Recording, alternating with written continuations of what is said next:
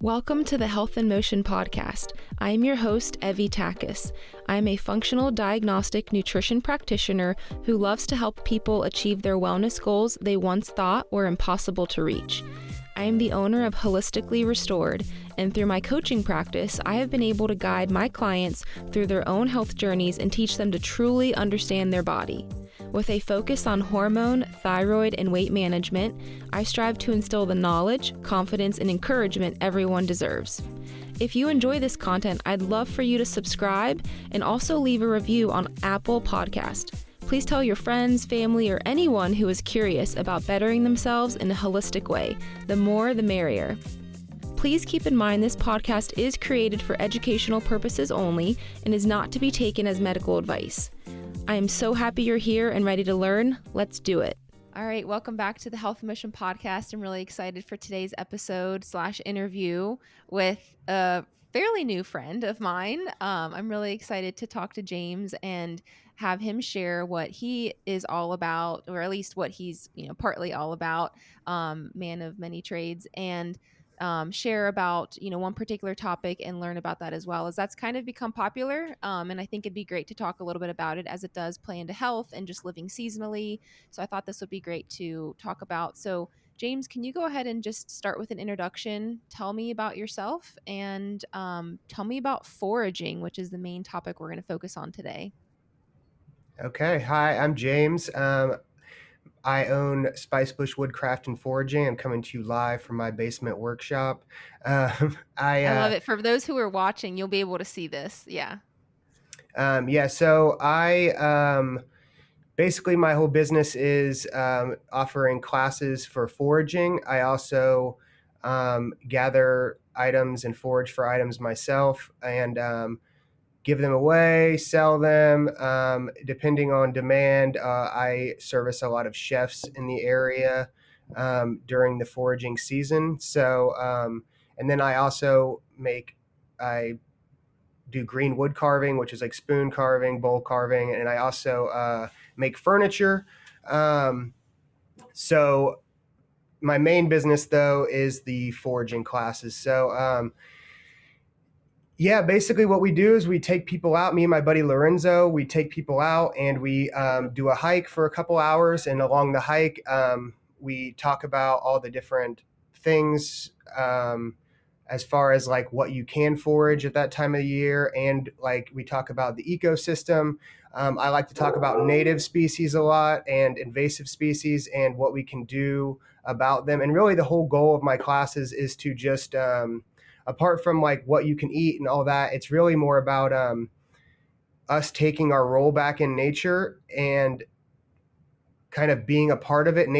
I don't believe nature is a museum. And I think a lot of people, especially now, try to view nature as like something that we can't touch, see, or feel. We just like kind of exist beside it. And we go to it every now and again. In Ohio, the big recreation is hiking,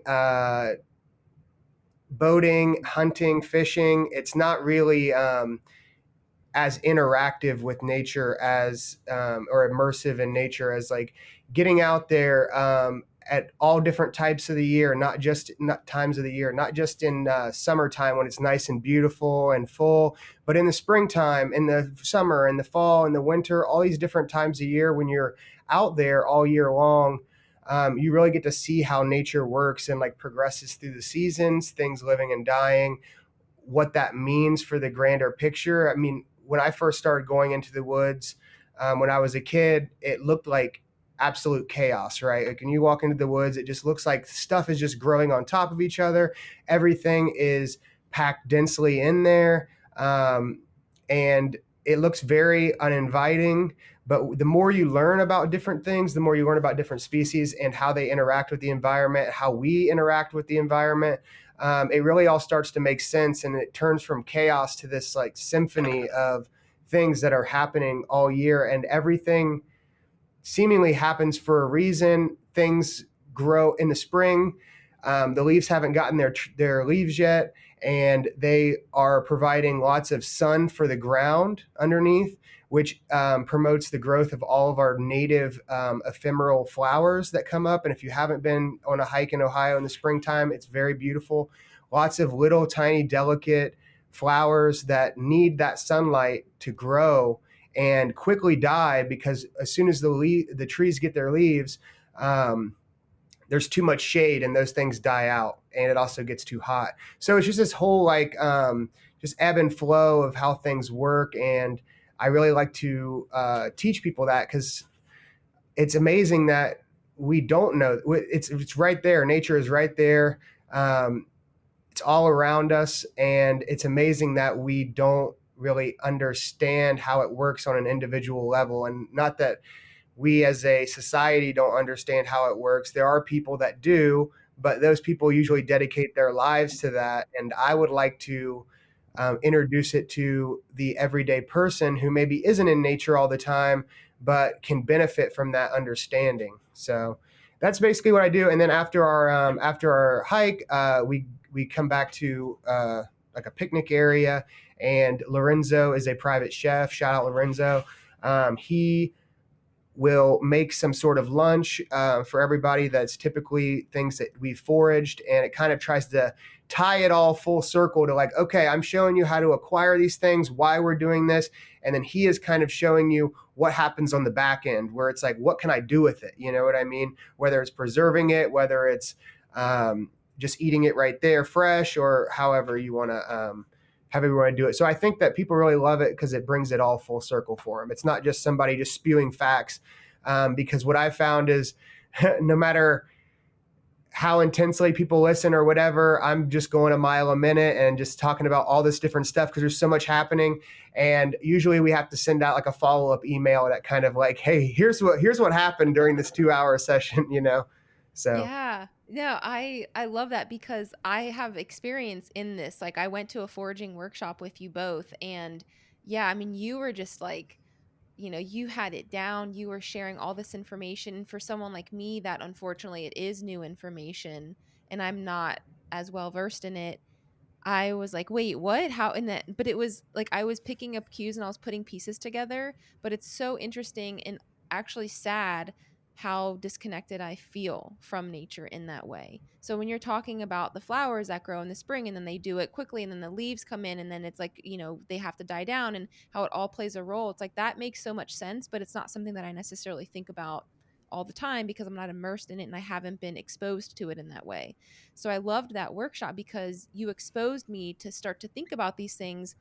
And also, like what you were saying, I go walking on the trails in my neighborhood and I'm like, this all is just green. Like, I don't know what any of this is. yeah. They're just blending together. Like, I don't know what this bush is. I don't know what this can do.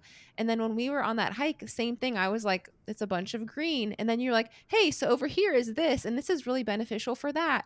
And I'm like, what? Like, I didn't even know that. I figured that was like a weed or something. So I Oh love yeah. that. Yeah. And Yeah. so go ahead. Oh, I was just going to say, it's like once I introduce these things to people and they can actually in real life physically like touch, smell, taste, whatever they're doing, look at the structure of the plant and how it just looks in its natural environment. You start to just see it everywhere, because I really feel like that we need to be in its presence, be in the presence of these plants. And then once you are, it's like it's encoded in our DNA that we like know what these things are. And so after you see it, it's like some sort of switch goes off, and it's like, now I see this thing everywhere. Honeysuckle is a prime example around here. It's super invasive and it's just everywhere in this like along exits, just like interspersed. Anytime you see like a small patch of woodlands and there's just this huge bushy layer going all the way around it, that's honeysuckle. And once I show that to people, they're like, wow, this is like everywhere, and I never even noticed it. So yeah, basically it's just I love showing people in person these things because it starts to like turn these switches off in our DNA. That's like, oh, like I remember this, or Mhm. somewhere along the lines, somewhere along the time of history, I have encountered, my ancestors have encountered this. Yeah. And that's what I actually wanted to ask you about, because I don't know, maybe it's just because I met you and like I know Lorenzo already. He's been on the podcast and like I follow you guys but on Instagram, but like it seems like foraging is kind of becoming a thing now, like almost mainstream. Like people know about it, more people are doing it, they're experiencing it, they're wanting to learn more about it. But I mean, this is a thing that our ancestors did, and that was something that you talked about in the workshop. So can you go into details of like how this was actually, like this was part of having to find food, like you had to do this in order to survive, and like why that disconnect maybe happens now, because it's not necessarily a need that we have because we can go to the grocery store. So I guess just the history of foraging and how it's evolved and how hopefully it's coming back to at least give us that knowledge or that exposure to what is in nature around us. Yeah, for sure. And the funny thing is that it's not even that dead of an art, right? Like my grandpa's the one. When I was a kid, my grandpa would take me out foraging for morel mushrooms, which he didn't. He just called them sponges because that's what they kind of look like, and also sassafras root and some different things. Um, but so it's even like a couple generations removed. So it's not really like this ancient thing that was like lost to our ancestors or whatever. It's really like in the last couple of generations, we've really stopped doing that. And it really aligns with just the boom of agriculture, like after World War II. And um, the fact that a lot of farming became mechanized, a lot of people moved to the cities to work in these more industrial areas.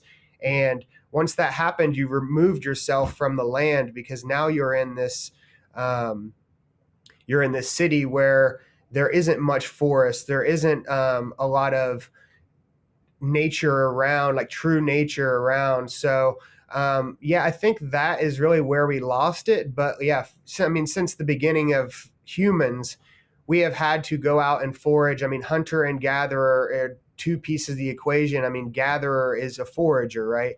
So anything that was just nearby and easily acquired, picked, wild nuts, berries, fruit, greens, all these different things. People really lived much more seasonally up until maybe 100 years ago, where it was like, hey, like it is nut season. We need to gather all these because we're not just going to eat them today. We're going to eat them until spring comes the next year, where food is starting to become available again. And yes, hunting is probably the biggest part of people's diets, but the gathering part was very important as far as like supplementing different things. I mean, you're not always going to have that meat on the table. You need these different things. Nuts. I mean, it's funny that nuts come up in the fall to the winter time because that's when people needed the most like fat storage, right? The most fat storage to keep them through. Same with roots and tubers and things like that. Like roots are dug traditionally like in the fall to store for winter because they're just super dense carbohydrates that will keep you full. And it's not gonna like replace everything, but it's going to keep you going until that next spring when like stuff starts coming alive again and you can plant your crops and all that stuff. So yeah, foraging was around before agriculture, before all that stuff. And it was still a part of people's lives during agriculture. I mean, all of the berries we have and all that stuff. Blueberries are, we think of blueberries as like, blueberry farms and all this, but I mean, just one state over in Pennsylvania, blueberries are wild. My girlfriend and I last year went to Montana and we foraged for huckleberries, which is a cousin of the blueberry. But all along the mountainsides are these huckleberry bushes, and so it's like a lot of the crops. I mean, every crop we have today was developed from a wild counterpart, and over the years and years and generations of hybridization is where we've made something that was maybe almost inedible into something that was delicious. A watermelon is a prime example. I mean, watermelon, if you've ever seen a picture of what a watermelon looked like before we hybridized it, it was literally like this big, and it was all rind with a little bit of the actual fruit. And so over the years, we just hybridized, picking the ones that were giving us the sweetest fruit, the most flesh, and the smallest seeds. And now we've gone to this point where we have these giant, delicious watermelons. So that's just one example of when we couldn't forage for the things that we wanted, we would just end up growing them ourselves and hybridizing them to the point where we wanted them. But they're still out there. I mean, black raspberries are one of my favorite berries. So are service berries. Those two could, in my mind, compete with any berry you buy from the store. So even strawberries are wild. I mean, there's a field next to my old place that had wild strawberries growing in the field. Not that I ever got any, because we're in competition with every animal that roams the earth, and they get up way earlier than I do. So Yeah, that is so interesting. As you're sharing all this, in my mind, like my question is like, how did you learn how did you learn what is there, like what's edible? Obviously, a strawberry, okay, that's safe to eat, but how do you even know, like, oh, this is this type of berry, and so I know that I can eat this? Or especially when it comes to mushrooms, because I know a lot of people have misconceptions of like, oh, don't eat a wild mushroom, you don't know what's in it, which, yeah, I mean, you should be cautious, but how did you even get into learning about this? I know your grandpa took you out, but at what point or what resources did you have or do you have of, hey, I see this thing growing on this bush in my neighborhood, let me ID this, or let me see what this is, or how can I use this for food or to save it or to store it? Like, how do you get to that point?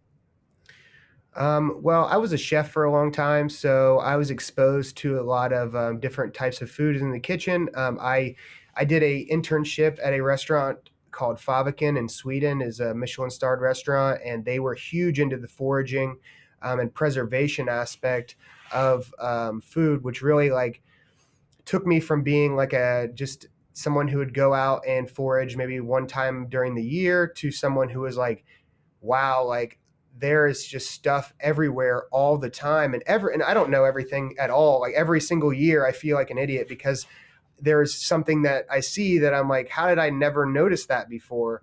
And just learning, I can tell you that up until maybe 3 or 4 years ago, the resources were literally just books. I would go on these weird websites that were very like minimalistic, made by nerdy like mushroom mycologists and like botanists who you're trying to, a lot of times you would just type in, and this was a few years ago, you would just type in what traits it had, and then you would get a list of all this stuff that it could be. And there was many times where I would just be holding a mushroom up next to this picture, like, is this, is that this? And then I'd end up just throwing it back into my yard because I was like, I can't really be sure. But now there's so many resources, YouTube, the websites have gotten way better, and obviously always great resources are the like the Audubon, the field guides that are really good.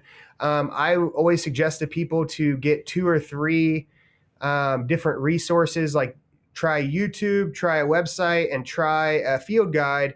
And if all those things match up, then you're pretty much got what you're looking for. But the main thing for me is just getting out, just being out there. You have to be out there. You have to put your boots on the ground. You have to be out there all year long.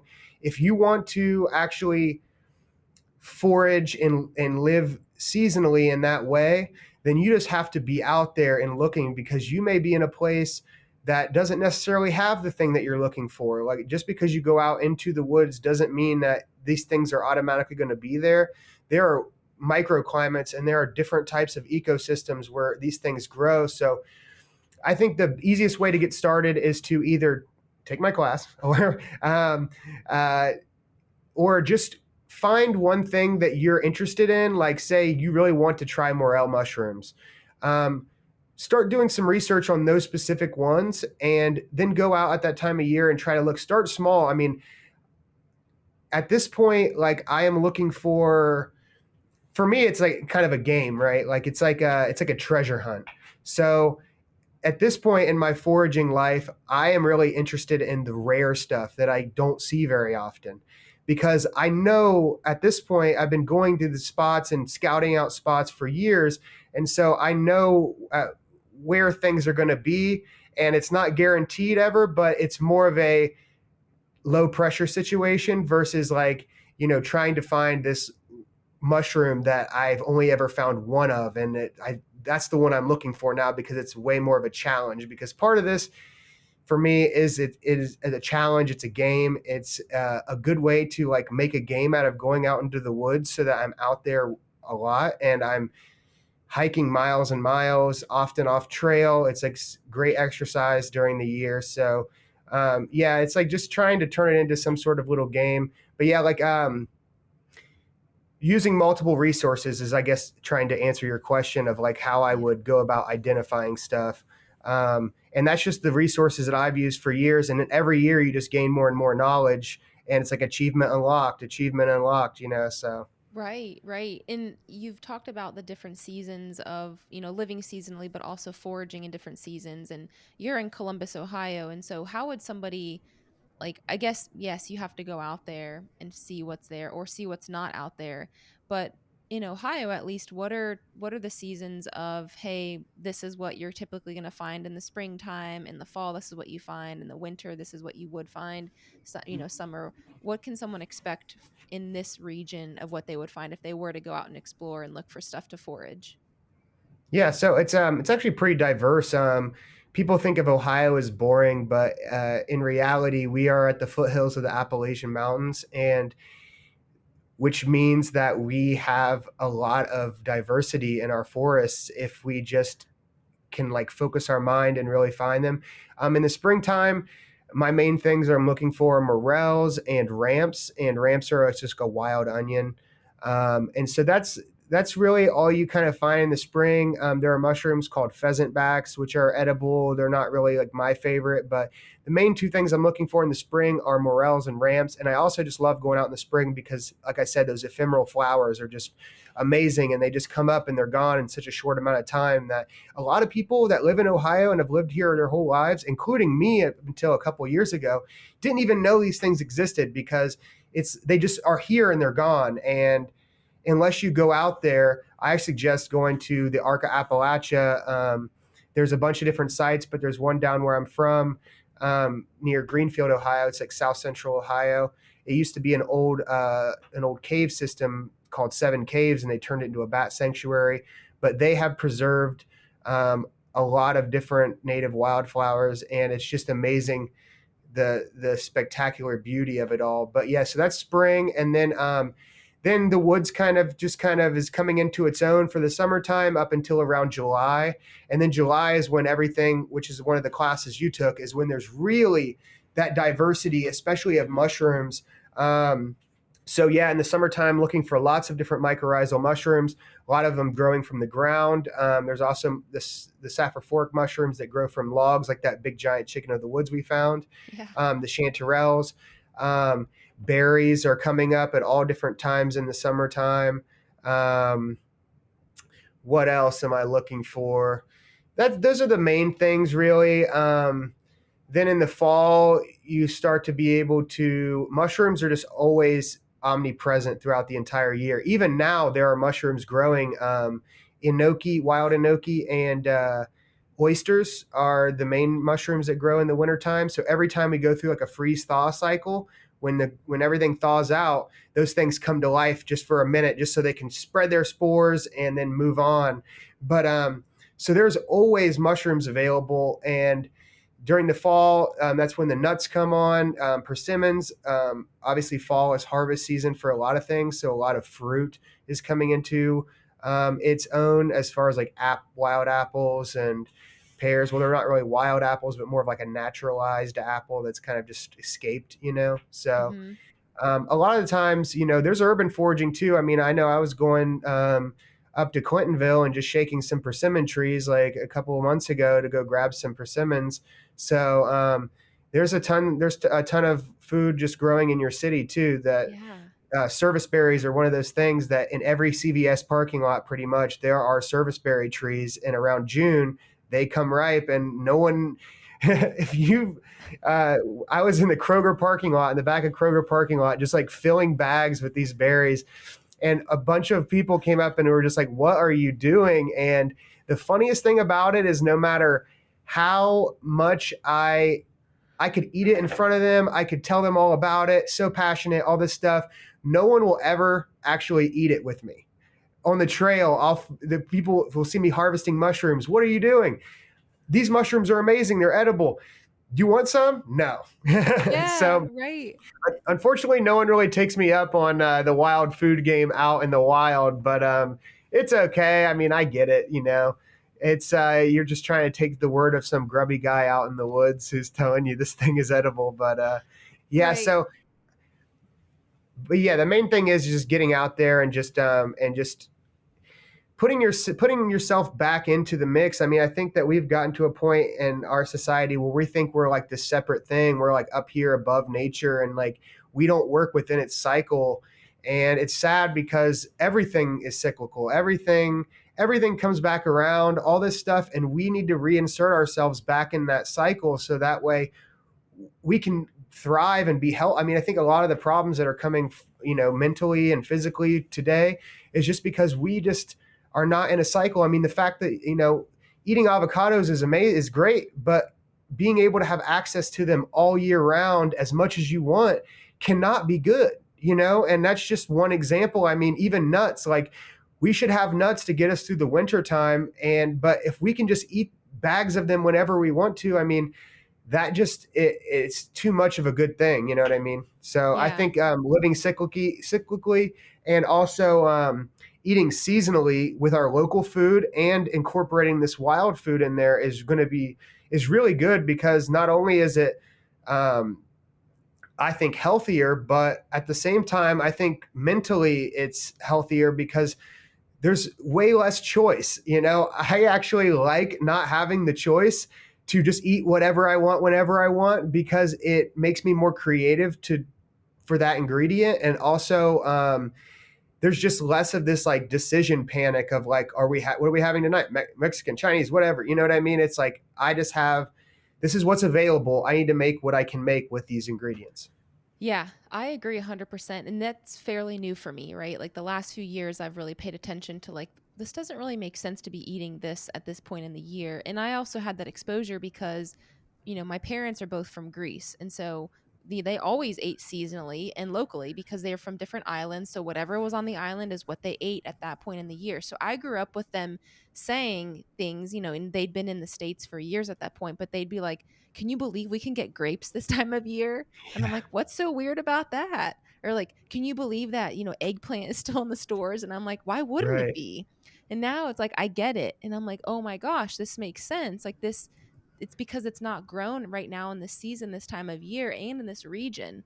So I still fall to that, right? Like I'm eating grapes right now and I'm like, I know this isn't really natural, but I'm trying to get away from that, but really live more cyclically and in the seasons, because I do know that it's also better nutritionally as well and more Right. nourishing. Um but it is something that when you think about it in that way, in what you said of, you know, that's going to take away that decision fatigue of like, well, this is just what's here. This is the most nutritious. This traveled the least amount of time to get to me, so it's going Right. to still be fresh. That Yes. makes sense to me. So I love that it's creating more of this creativity that you have to have with food, which can be daunting to some people, but can it also be like, I think you can look at it as a good opportunity to get creative with what is around you in nature. And again, getting yourself back in it, like you said, inserting ourselves back in nature and in that cycle of it.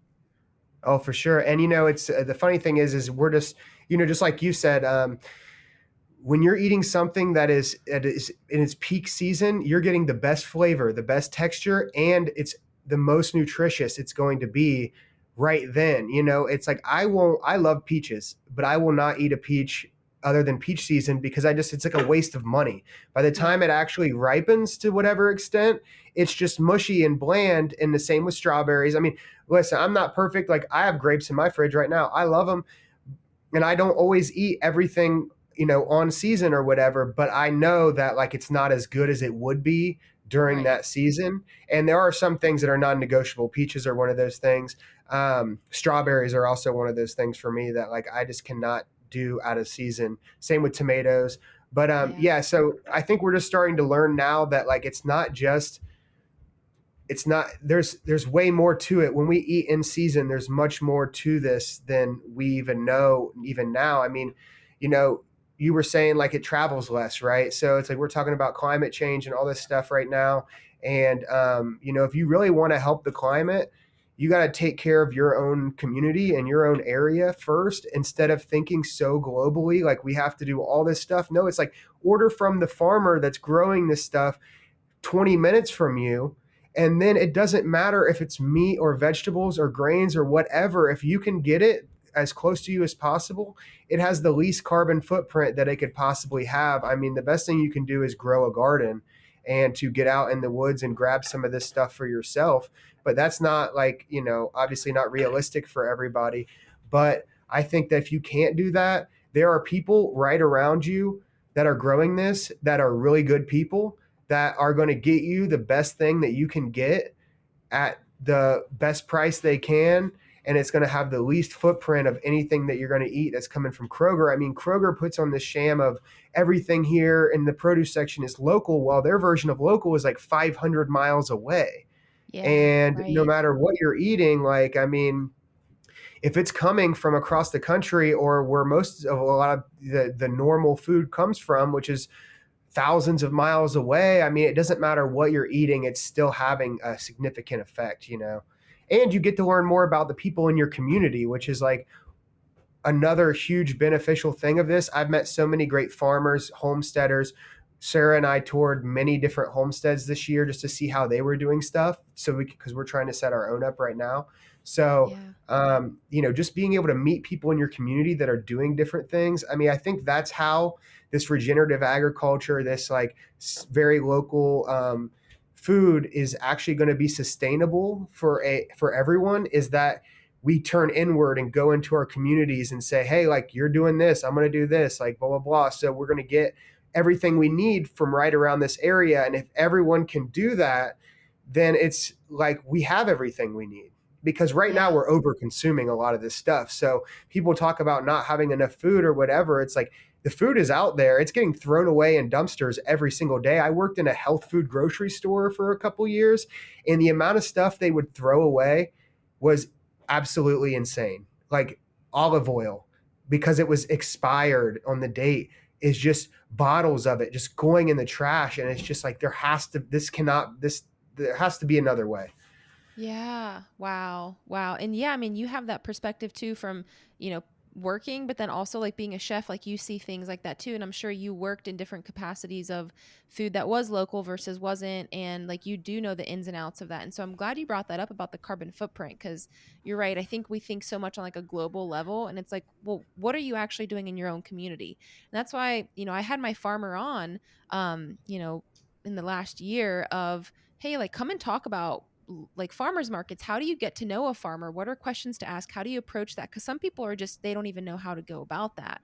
Oh And yeah, so for it's been a sure. big thing for me this year of trying to find people that are local that I trust and that are doing things in the way that I would like them to do, in supporting them. Because yeah, I can go to the grocery store and I can spend all that money, but I'd rather do it for someone that, this is their livelihood directly and they're doing it in a way that I 100% agree with versus like cutting some corners, which some people are doing in grocery stores. For sure. And that money stays in your community. And the more Yeah. money we can put back into our own communities, the wealthier we all are going to be, because shipping our money out to line the pockets of big corporations and all this stuff is not benefiting us in any way. All the money that we're making doing the things that we love or whatever is just getting shipped out to someone else who we have never met.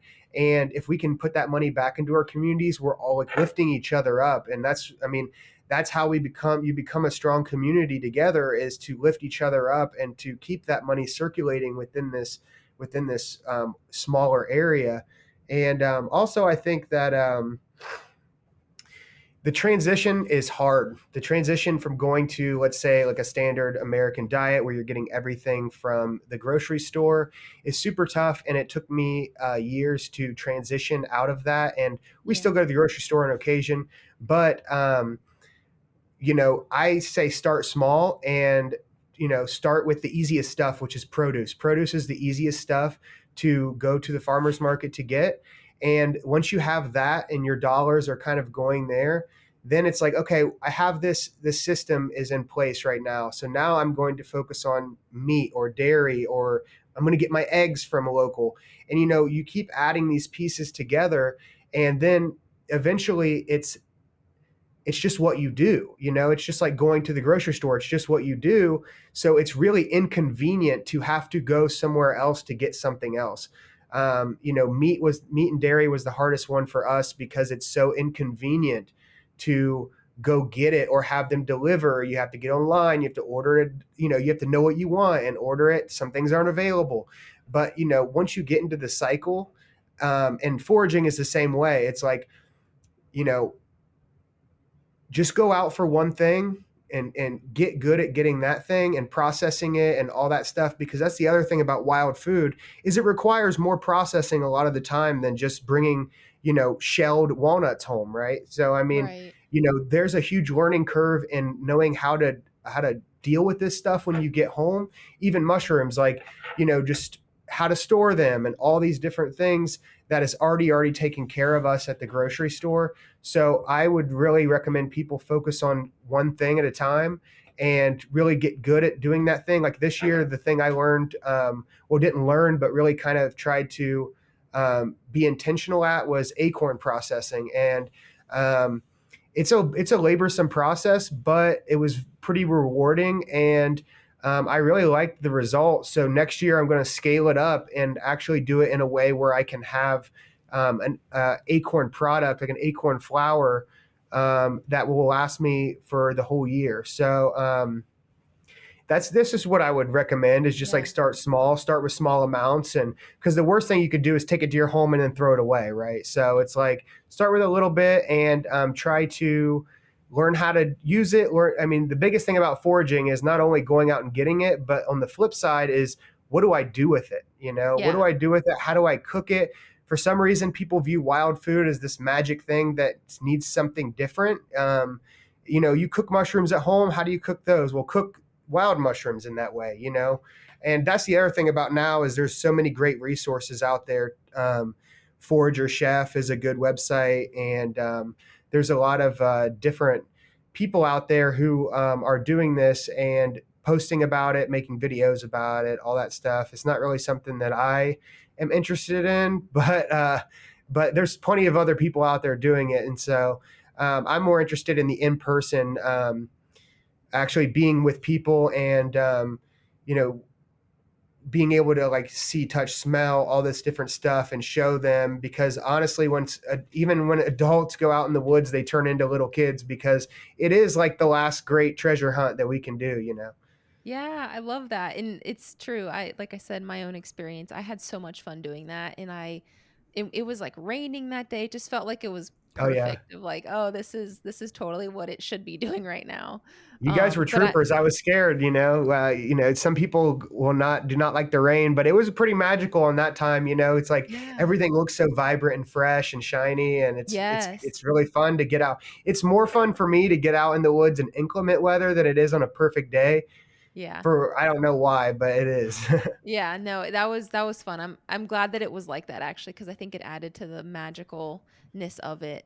And I'm gonna put that. You said it's Forager Chef. I'm gonna put that website in the show notes for people to check out. Yeah, Forager Chef. I'm pretty sure it's just foragerchef.com. But Okay. he does a lot of great and unique recipes with some of this stuff, and he goes pretty in depth with processing too, which is very helpful. Nice. Okay, that'll for sure be in there. And then I'd love for you. I know you touched on the classes in the beginning, but let's talk about where people can find you like online, and then how they can stay up to date with classes that are going to be coming up as the winter rolls through and we get into spring and summer. Yeah, so my Instagram is Spicebush Woodcraft, and I'm sure you're going to put that in the show notes. Yep. So you can find out anything you need to through my Instagram or Lorenzo Cook's Instagram. Hmm. We don't have any information as of yet, but probably after the holidays, we're going to get together and make a schedule. And so this year, we're going to do it a little bit differently. We are going to do more of like a spring batch of classes, and then a summer batch of classes, and then a fall batch of classes. So it'll just be maybe 3 weekends in a month that we'll have these classes, and we'll have those dates available months in advance, so that the student can go online and can pick which date works for them. And it's a little bit more. Our this was our first year doing it, and it was way more sporadic, spur of the moment type. Oh, like this looks like a good time. Let's do this now. But I think we've got it pretty dialed in, and we're also going to do some. we're going to do one time each season. We're going to do a bigger event, which is going to be like in the spring. I'd like to do a backpacking trip to uh, get a good look at the spring ephemeral flowers and find a bunch of morel mushrooms, and also be able to just like, the first time getting out in nature in the spring and, camping in the spring is really awesome because it's like cool at night and it's nice during the day. Um, and then in the summertime, I think we were thinking about doing a canoe trip. So Cool. Sarah wanted to lead that and kind of just take people down and talk about more about river ecology. And we're also, I'm not sure what we're going to do in the fall yet, but I'm also going to start this group. It's more of just like a free, like, volunteer group called the Friends of the Forest. And it's just going to be me and some other people in our communities who want to get together and go clean up parts of the parks that we love. I met a bunch of people who love being out in the woods. The worst part about our forest system right now is trash. So we are going to be going to the places that we like to go, and we're going to make a more concentrated effort to pick up trash, bottles, different things like that. Also, I am looking into how we can either get a permit or permission to remove invasive species from certain areas, and not just go clear cutting whatever we want, but really taking an intentional view. Because what invasives do is they a lot of times grow very densely in one spot in an unnatural way with the environment. And so they, like, for instance, honeysuckle gets its leaves before its native counterpart, the spice bush, which would be flowering at that time. And so the forest floor needs that sun in the springtime. So when honeysuckle gets its leaves so early, it's shading out whatever can grow and get its start underneath. And so it's really this, like, just this mismatch of native versus invasive. So it would be nice to be able to go through these areas that are so dense with honeysuckle and thin them out. And it doesn't even have to be in some violent way where we're like ripping them out of the ground or whatever, but just culling them back, cutting them back, so that way it gives something else a chance to grow underneath. So I think a lot of talk with invasives is let's go clear cut them all out. It really has to be selective, and it really has to be intentional with that specific environment, because if you just go removing anything you want, there are things that honeysuckle and other invasives do that's good for the environment, like soil erosion, stopping erosion from soils with the root systems. And if you just go clear cut this area, it might just turn into a huge mud pit, and nothing will grow there. So, I mean, it's very, it's complicated, restoring our native resources and these things is a very complicated issue, and it takes people having an open mind, and it takes a lot of different opinions and expertise to really know what you're doing. I have found a bunch of people. There's Jen from Stag Path. Her and her partner have a little homestead, and she knows so much more about plants than I do, that I am bringing her with me on some of the classes. So, because she is just like a plant nerd. Like, I don't even know some of these, because I really focus on edible stuff. So I've only just now started getting into flowers and things like that. But she's like, this is that, and it's the cousin of this, and blah, blah, blah. I'm like, I'd never even seen that before. So I'm learning all the time too. Most of the time I'm just a mouthpiece, because as you can tell, I can just like keep talking and talking. So I love it though. Like I said, it was so cool at that workshop to hear you talk about all these mushrooms, and I wish that we would have gotten into that. Maybe we'll do a separate episode like just purely on mushrooms, because you know a lot about those too, and I think that's really popular now. But yeah, we could definitely do a deep dive into that and talking about like what is functional mushrooms, and how do you know if something's edible, and how do they grow, and what's their what is this ecology of them. So I think it'd be really cool to dive into that too at some point. Oh, for sure. I mean, Yeah. mushrooms are such an important part of the ecosystem, and they have a lot to offer us, not only in eating, but also in your gardens, in the ecosystem in general. I mean, without mushrooms, like, we would not exist. So they're the great Yeah. decomposers, and there's just so many different compounds. I suggest anybody that wants to learn a lot about functional mushrooms to look up Mycosymbiotics. They're these guys in Pennsylvania, William Padilla Brown and his buddies. They are doing great work growing things like cordyceps and turkey tail, and they're really doing a lot of great stuff with bringing functional mushrooms into the mainstream, because you got to be careful, because there's a lot of these things like mud water and these different things that I'm not saying they're bad, but you don't really know what you're getting. You Mm-hmm. don't know if you're getting just the mycelium, which is like the body, or the fruiting body of the mushroom, which those have two different roles to play. And it's just a lot more processed, you know what I mean? So it's like there's a huge game, in the health space, I feel like, of just over processing things and selling them back to you. And so a little bit of what I like to do is to show people that there are alternatives in our own environment that we could benefit from. Um, like soap nuts, for example. A lot of people like to use soap nuts. Well, those things are from like India. Um, but we have our own soap nut in Ohio, the Buckeye. The Buckeye is a cousin of the soap nut, and if you just break one open and throw it in your laundry, it will soapify. It has soap sapiens or whatever they call them, so it will create suds in your thing. So a lot of times we just use Buckeyes like in Columbus for decoration, but they do have a role, and they may not be Yeah. able to be edible, but they do create a soap-like substance that can clean your clothes. So, Oh my um, gosh. Okay, we're and definitely gonna have to do another one on this stuff. That's insane. oh What? yeah, there's just tons of that stuff. I mean, there are tons of dyes and different medicinal. I mean, ginseng grows in Ohio, and it's very medicinal. And there's just all these different things that we think are these faraway exotic ingredients, when in reality there are ways that we can benefit from the things that grow in our own backyard, and the things that we can't. We may not necessarily need those things anyway. So, I mean, Yeah.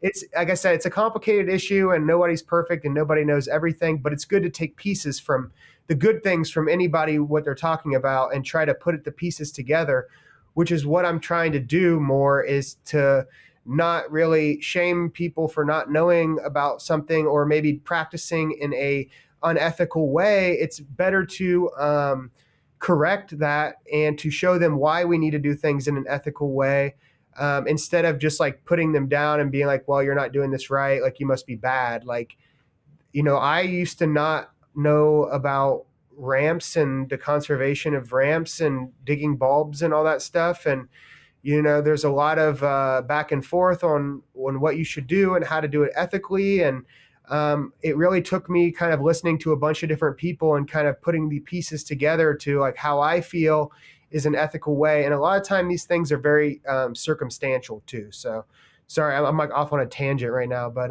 No, no, I love it. I think this is really good because this is setting up for us to go into that direction of, I think again, like it's the importance of this stuff is around us. We just need to take advantage of it. And again, I think I want to plug that I think a great way to do that is to get started with you and your classes and what you and Lorenzo are doing. I know that not everyone listening to this is going to be near Columbus, Ohio, but still, like following you on Instagram, you share a lot of information about that. You share the processes of what you're doing. And like with your acorns, like you shared that process of what you were doing.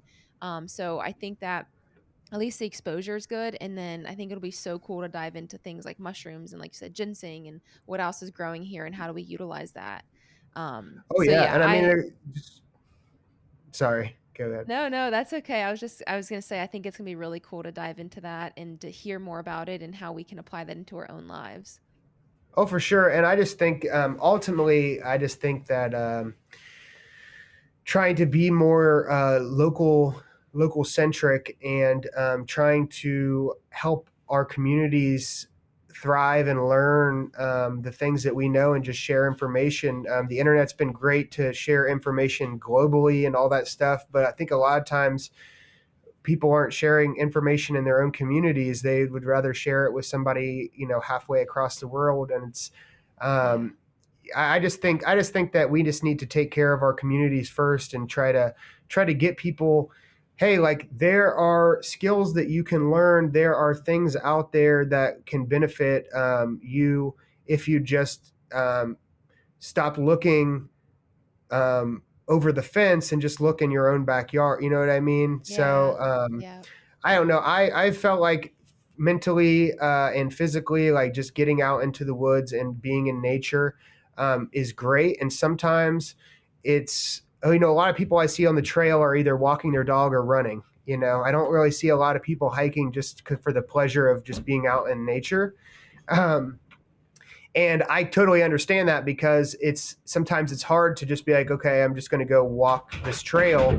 But if I have a goal, if I'm looking for something, I'm often out there way longer than I thought I was going to be. And Yeah. the amount of times that Sarah sent me a message being like, "Are you okay? You haven't been back for like 5 hours." It's because, I'm just out there, like just in the zone, just like it really. And Lorenzo has said this to me.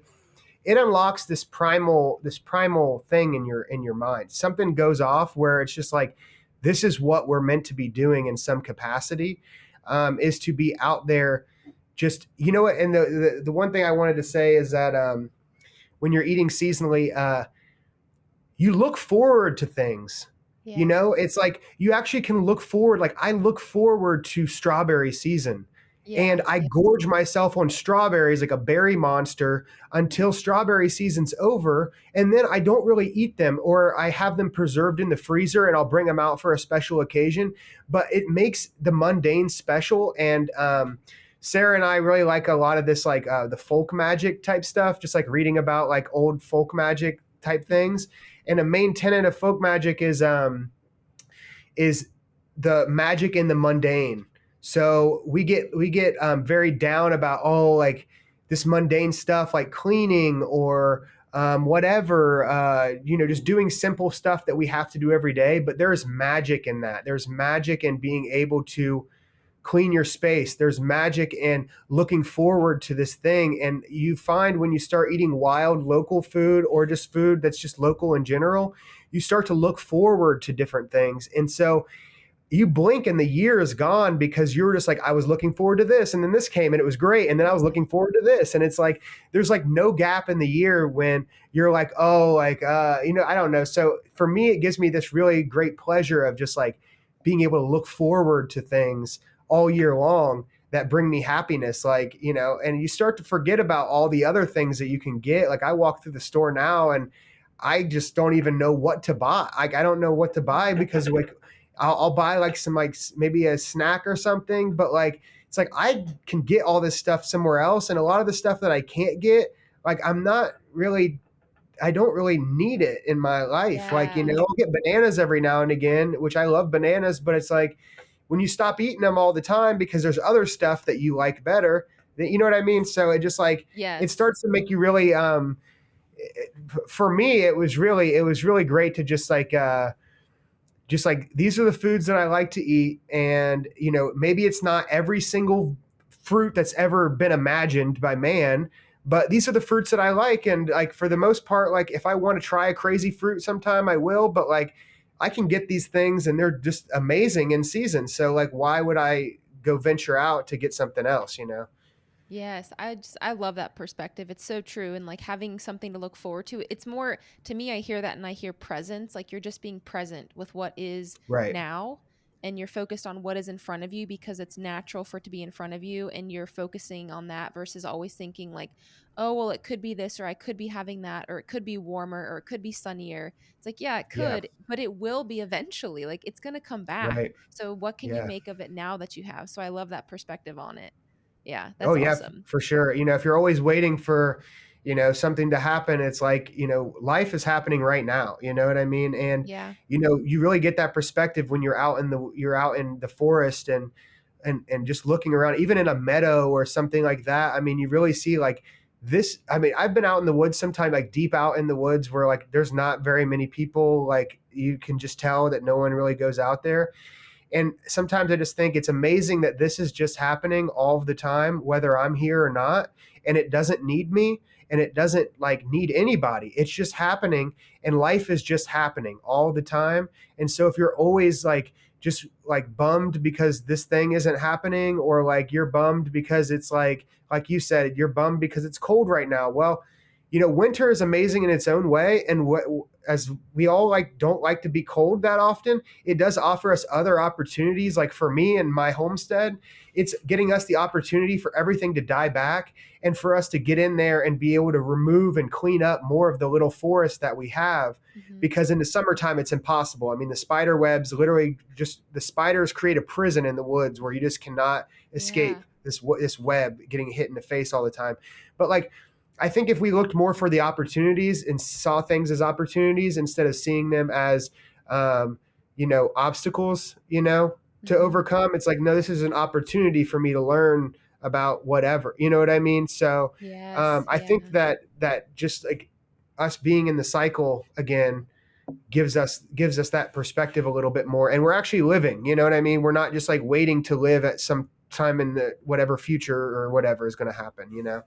Yes, I love that perspective. All of this has been so good. It's going to be hard for me to figure out which snippet to use because there's been so many little magical things that you've said that are so good.